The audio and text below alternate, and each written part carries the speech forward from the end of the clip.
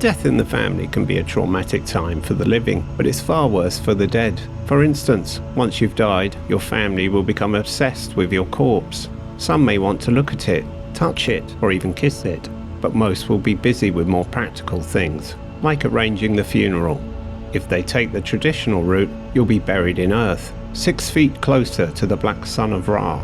It's an ancient rite, an offering of flesh and blood sealed in a trapezoidal box meant to resurrect the dead. The trapezoid symbolizes the uncapped pyramid, and one remaining forever incomplete. The original name of the Church of Satan was the Order of the Trapezoid. If you're cremated, on the other hand, well, that's an occult fire ritual, and what remains of your spirit is smoked out of existence. After the funeral comes the wake, another reference to resurrection. The whole ceremony is an occult rite, and usually nobody, including the church, has any idea of its true meaning. Earth is filled with the remains of the dead, the last vestiges of animal spirit from billions of different creatures mingle together and slowly disperse through the underworld. There are many ready to feast on the energetic remains, lesser demons, trapped souls, and minions of the Black Sun of Ra. They all feed, and when they do, what was your physical spirit is torn to shreds so that you may never use it again. The devout insist that all ghosts are demons, untrustworthy creatures pretending to be the deceased.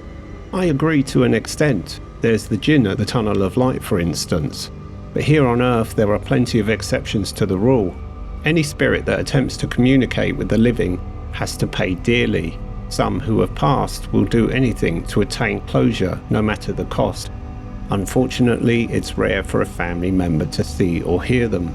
Some lost spirits eventually become so frustrated and bitter that they can leave a psychic residue, a ghost, an avatar of themselves, a faint copy which remains on Earth until it slowly fades due to lack of attention. But everything falls under the law of observation.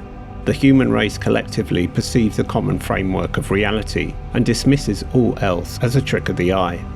Ghosts can only maintain their form for a brief period because they rely on your emotional energy to feed the projection. The more extreme the reaction, the more vivid the apparition, which is why some are violent.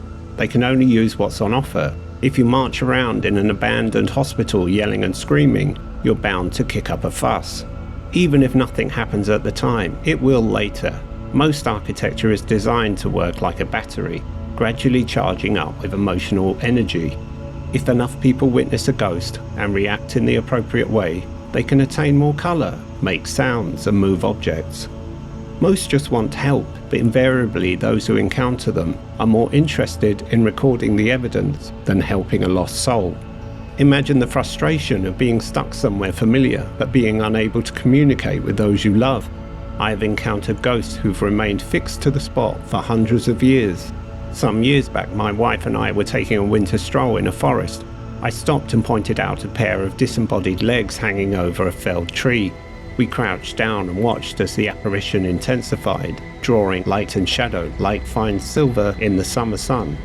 Eventually, we could make out what looked like armor plating and a sword. It was a knight, or perhaps a squire, resting both hands on the hilt of a long blade. As their head came into view, they attempted to look up and make eye contact. The apparition immediately disappeared. It happens like that a lot. After spending so long alone, the company of strangers can feel overwhelming. At the first moment of true death, the soul energetically detaches from the body. But that doesn't put some people off from staying in their corpse for weeks on end, or even years in some cases.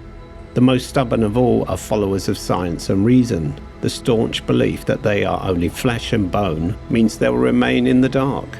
You can't blame them. People cling on to what makes them feel comfortable. Even if the universe is an insane place with little rhyme or reason, they can't accept it.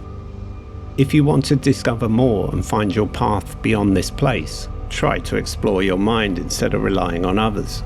Spiritual guides prefer to work with the living. They can build a rapport over the years and help you prepare for death. There's a fine line between madness and genius, but you must walk the line if you want true guidance. If you should hear an inner voice, it won't be God or the devil. To be honest, it might just be you. The part of you left behind, the inconvenient self that wasn't sophisticated or smart or ambitious or spiritual enough to keep. Much of the detritus of our life, be it spiritual, energetic or physical, is buried deep beneath the ground. Nothing is thrown away and everything is reused and repurposed. If you travel down far enough, deep beneath the waters below, you will eventually come across the realm of Hecate, the necromancer. Hecate is the last stop before the snake eats itself and the circle completes. In a sense, she's an artist, although a rather macabre one, recreating life from the spiritual remains of the dead. Which is why there are so many empties walking the earth, a legion of soulless beings holding sway over the world. They literally are puppets, living, breathing mannequins to make up the numbers before the final showdown. Hecate was the reason the Cabal pushed so hard on recycling. Unfortunately, for those concerned, she's been piecing together their mistakes, finding juicy clues in the bottom of the well of life. Hecate wants to strike a deal for more power and to gain access to higher realms. If she does, the dead will rise, and the mainstream media will pronounce it a miracle, a sign for a new religion under the auspice of the New World Order. In death, what comes next depends upon your most heartfelt beliefs. Atheists sit in the dark waiting for the universe to end. If and when they get bored, they'll probably try exploring their newfound non-existence. Eventually, they'll stumble across the tunnel of light, aka the soul grinder. They'll ignore their dead relatives, who are usually imposters, low-grade jinn feeding on scraps, inevitably processed, wiped of all their memories, and return to Earth none the wiser. The religious do much the same thing, but they usually have a nice time of it. Then there are the loiterers who'd rather not think about it too much and wait for somebody to come. Some will panic, some will drive themselves into a frenzy.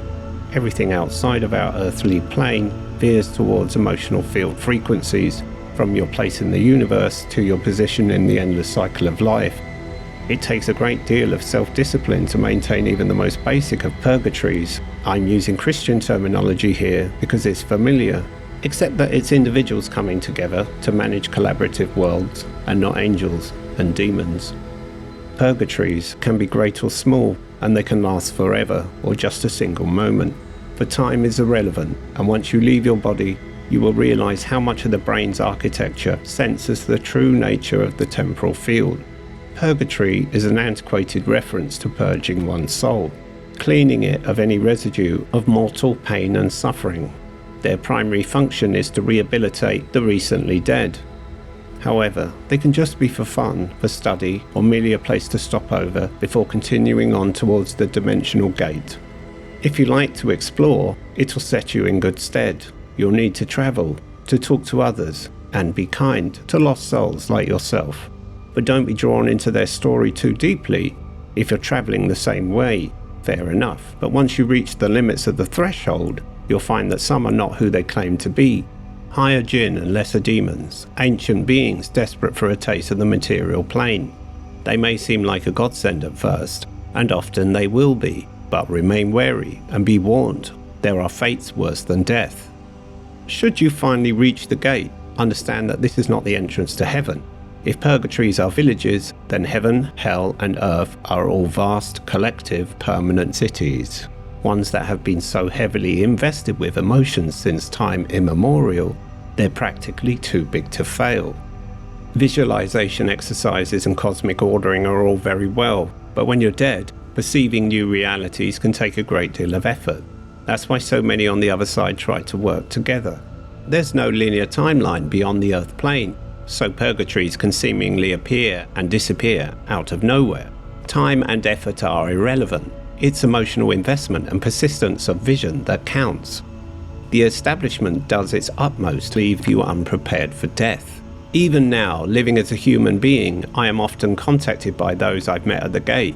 Anybody can pass through, there are no rules, but in general, the recently departed cannot comprehend what lies beyond, because they have no earthly frame of reference. Beyond the gate lies full dimensional ascension, and there's no turning back. You can't dip a toe into the impossible and then return home to normality. You won't forget what you've seen, what you know, and you will never believe the accepted nature of truth again. It's why society fears psychoactive drugs, especially hallucinogens, using scare stories of idiots jumping from roofs to quell curiosity. There's no cure for stupid. If you think you can fly, take off from the ground. Psychoactive substances, when taken with care and within reason, can help you practice living in the afterlife. Structurally speaking, the other side is generated through light and contained by energetic fields, all coloured with emotional intuition. Some people like to remain in their own favourite purgatory. Reaching a happy medium can be enough for those who need it. Others cannot help but evolve, for evolution is purely psychic and not genetic. When the dead finally let go of their human form, they reach the point of abstraction. That's what mandalas are, a representation of an ascended consciousness passing through the dimensional gate. What comes next has come before, and it will come again. At some point, like every one of us, the originator of creation, the dreamer of our collective universal dream, will awake, and all that we knew to be reality, both here and on the other side, will disappear in the blink of an eye.